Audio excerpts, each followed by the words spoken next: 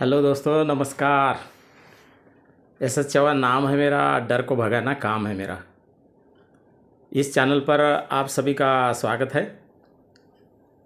संत कबीरदास जी के बारे में आज से हम नया एपिसोड शुरू करने जा रहे हैं। संत कबीर जी ने तर्कशीलता के ऊपर किस प्रकार से दोहे लिखे हैं, क्या कहा है, लोगों को किस प्रकार से चिंतनशील बनाने का प्रयास किया है और लोगों ने उनको किस प्रकार से चमत्कारिक पुरुष बना दिया, अलौकिक शक्ति उनके अंदर डाल दी, ईश्वर का अवतार भी बना दिया, उसके ऊपर भी हम देखेंगे आगे चल करके। आज हम देखते हैं कि महान संतों में से, महान व्यक्तियों में से संत कबीर एक थे। वो ईश्वर के पुत्र नहीं थे, मानव के पुत्र थे। वैसे देखा जाए तो सरल भाषा में सभी को ईश्वर ने हमें भेजा है, हम सब ईश्वर के पुत्र हैं, ऐसे सकारात्मक दृष्टि से कहते हैं। इसमें कोई ऑब्जेक्शन नहीं है। सभी धर्म अपनी अपनी जगह पर शांति का संदेश देते हैं। धर्म इंसान के लिए आवश्यक है, ऐसा भी कहा जाता है। जिनको जैसे रहना है, आचरण करना है, कीजिए, कोई लेना देना नहीं किसी का किसी के साथ में, लेकिन सत्य के मार्ग पर चलिए, लोगों को बेवकूफ़ मत बनाइए, ऐसा हमारा कहना है दोस्तों। अलग प्रकार के जो आडंबर है सभी धर्मों के, उसके ऊपर प्रहार करने का कार्य संत कबीर जी ने किया था। चमत्कार के विरोध में थे। उनको मानवता धर्म प्रिय था। स्त्री और पुरुष दो ही जाति है, सभी धर्मों को समान महत्व मिलना चाहिए। जिस प्रकार से भारतीय संविधान में कहा गया है, जाति धर्म पंथ लिंग भाषा जन्म स्थान के आधार पर कोई भी किसी के साथ में भेदभाव नहीं कर सकता। आर्टिकल 15 में कहा गया है। वही बात उस वक्त संत कबीर जी ने कही थी। लोगों ने उनको चमत्कारी पुरुष बना दिया। बहुत से लोगों ने, लोग चमत्कारी पुरुष बनाते बनाते लोग कहने लगे कि भाई इनको अग्नि जला नहीं सकती, पानी डुबो नहीं सकती। ऐसे ईश्वर बनाने की जो बातें हैं बता दी। कुछ लोगों ने अज्ञानतावश रहे या अफवाह फैला दी। परिवर्तन लोगों को पसंद नहीं है, ऐसे कुछ लोग थे, अफवाहें फैला देते हैं पोंगा पंडित लोग। वो तो कहते थे कि पत्थर पत्थर जोड़कर मस्जिद बनाते हो और मुल्ला लोग उसमें मस्जिद में बांग देते हैं। क्या बहरा है खुदा? दोहा नहीं बताऊंगा, मैं अर्थ बता रहा हूँ दोस्तों। खुदा क्या बहरा है क्या?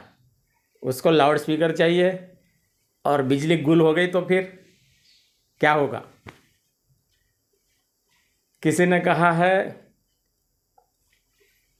पत्थर पूजने से यदि ईश्वर मिलता है, हरि मिलता है, तो मैं पर्वत को पूजूंगा, पहाड़ों को पूजूंगा, ऐसा कहा है संत कबीर जी ने। सत्य बातें लोगों को हजम नहीं होती, कड़वा सच भी हजम नहीं होता है दोस्तों, इसलिए उसको बदनाम करते हैं। उनके नामों पर चमत्कार बताने का प्रयास करते हैं, लिख देते हैं। इसी प्रकार से संत कबीर जी के साथ में भी हुआ। आगे मैं ये बताऊंगा कि ये जो चमत्कार है हुआ ही नहीं, लेकिन लोगों ने अफवाह फैला दी, अभी भी अफवाह फैलाते हैं सोशल मीडिया पर, यूट्यूब पर। कुछ लोग, हुआ ये था कि जब उनकी मृत्यु हो गई, शव को रख दिया गया था, उनके हिंदू मुस्लिम और अन्य धर्म के भी शिष्य थे। तो बोले शिष्यों में झगड़ा होने लगा, विवाद होने लगा। हिंदू लोग कहते हैं कि हम अंतिम संस्कार हमारे हिसाब से करेंगे, जलाएंगे। मुस्लिम लोगों ने, मुस्लिम शिष्यों ने कहा कि नहीं, हम दफनाएंगे। दोनों में झगड़ा बढ़ गया, इसलिए कुछ लोगों ने शव के ऊपर चादर ढाक दी। कुछ समय के बाद में चादर को हटाया गया तो फूल ही फूल वहाँ पे नजर आए। फिर इन हिंदू और मुस्लिम संप्रदाय के लोगों ने फूलों का विसर्जन अपने अपने पद्धति से किया, ऐसा बताते हैं लोग। क्या ये सच है?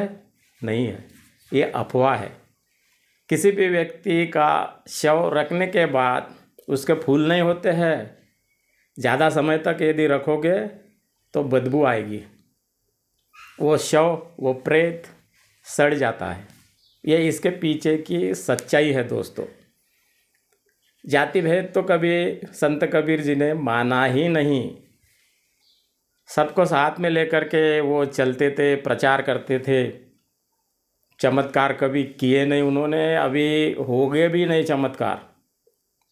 महाराष्ट्र में जादू टोना विरोधी कानून 2013 में बनाया गया है। उसमें आर्टिकल 2 में बताया गया है कि चमत्कार के नाम पर कोई किसी को लूटता है, बेवकूफ़ बनाता है, तो ऐसे संपत्ति जमा करता है, दहशत फैलाता है, तो उसको सज़ा होगी।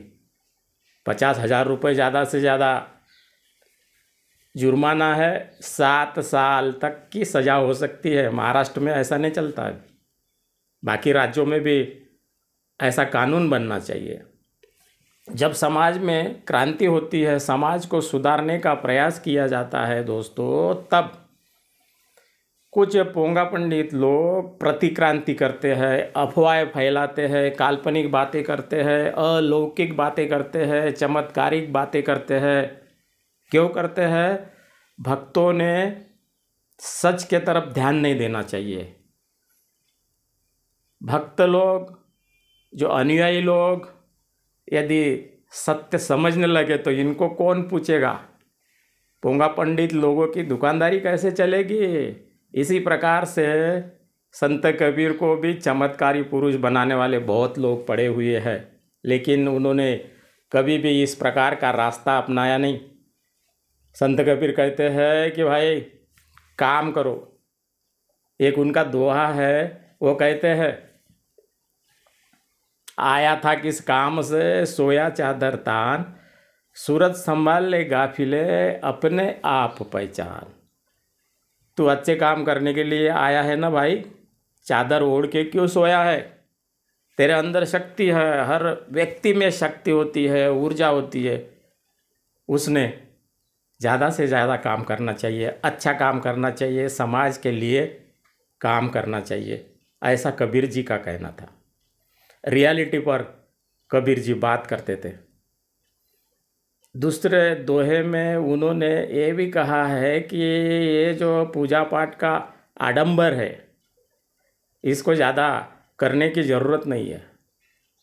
ऐसे आडंबरों पर प्रहार करते हुए वो कहते हैं, तीरथ जाओ, काशी जाओ, चाहे जाओ गया, कबीर कहे कमाल को सबसे बड़ी दया। मतलब कहीं भी जाओ, किसी भी धार्मिक स्थलों पर जाओ, पूजा पाठ करो, कीर्तन सुनो, सुनाओ, लेकिन दया भाव आपके मन में चाहिए, तब आपको शांति मिलेगी। जैसी करनी वैसी भरनी आपने समझ लेना चाहिए। मनुष्य जाति से नहीं, अपने कर्मों से महान बनता है, ये भी उन्होंने कहा था। वर्धमान महावीर जी ने भी वही कहा था कि कर्म श्रेष्ठ है, जाति श्रेष्ठ नहीं है। जाति इंसान ने बनाई हुई है, ये अंदर की बात है। इसलिए जो भी आजकल के मार्गदर्शक, जिसको आप गुरु समझते हो, वो यदि जाति भेद मानता है, सिर्फ एक ही जाति को श्रेष्ठ कहता है, बाकी जातियों को शूद्र कहता है, मनुस्मृति का गुणगान करता है, तो समझ लेना वो आपका दोस्त नहीं हो सकता है, आपका हितचिंतक नहीं हो सकता है, वो आपको गुलाम बनाना चाहता है। ये भी कड़वा सच है दोस्तों। तर्कशीलता तभी आप में आएगी जब आप चिंतन करोगे, मनन करोगे, और जानोगे तब आपका लाभ होगा। तर्कशील व्यक्ति को कोई बेवकूफ़ नहीं बना सकता।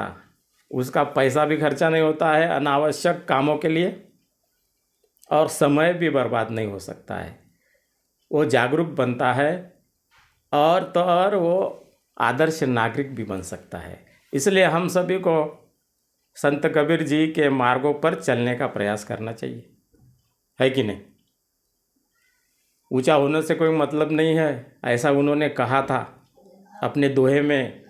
आपके पास में पैसा संपत्ति ज़्यादा होगी और आप किसी के काम में नहीं आओगे तो वो संपत्ति कोई काम की नहीं है।